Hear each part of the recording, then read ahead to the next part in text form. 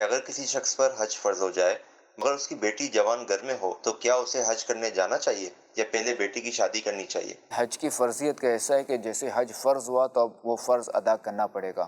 فقہائے کرام نے جو ہے باتیں کی ہیں تو ان میں کہیں بھی آپ کو کتاب میں کسی کتاب میں کو نہیں ملے گا کہ پہلے جو ہے نا وہ بچی کا نکاح کر دیں یا یہ ادا کر دیں تو پھر جو ہے نا وہ حج پہ جائیں۔ ایک تو یہ دوسرے کہ حج جو ہے نا یہ فرض شرعی ہے، اور بچی کی شادی ایک تو ظاہر ہے کہ یہ بالکل ایک ہے کہ بچی کی شادی کر دیا، یہ کہ ہمارے یہاں بولے جاتے ہیں یار ہمارا قومی فریضہ ہے کہ ہم جو ہے نا راستے میں کوئی بھی چیز پڑی نا اس کو ہم اٹھا کے سائڈ پہ رکھ دیں، یہ کوئی فرض شرعی تو نہیں ہے نا۔ صحیح۔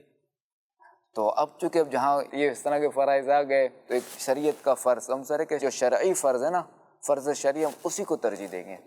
البتہ فرض شرعی کی برکت سے یہ مسئلہ بھی حل ہو جائے گا واہ واہ واہ، مرحبا، کہ مسبب الاسباب وہی ہے۔ سبحان اللہ۔ اب میں مثال دے رہا ہوں کہ کسی پر جو ہے وہ 2021 میں حج فرض تھا، اس کے واسطے 5 لاکھ روپے تھے، ٹھیک ہے کہ میں اپنی بچی کی شادی کروں گا۔